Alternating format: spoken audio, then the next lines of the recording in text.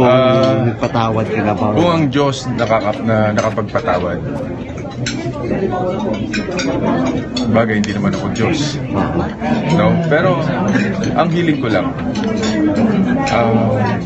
sana tigilan na rin nila ako. 4 na taon at 6 na buwan akong nakulong, dumaan ako sa proseso,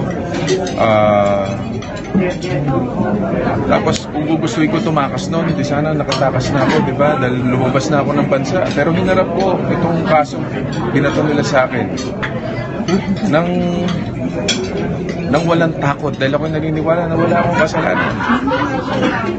Sana ngayong nagdesisyon ng korte na inabsuelto ko sa kasong ito, na umupo ako sa witness stand na mismo nanggaling sa mga bibig ng whistleblowers na wala akong kinalaman dito, sana tanggapin nila, irespeto nila ang hustisya.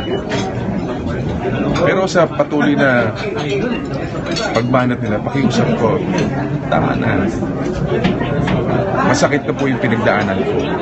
At yung pinagdaanan ko, wish ko, sana huwag din nila pagdaanan.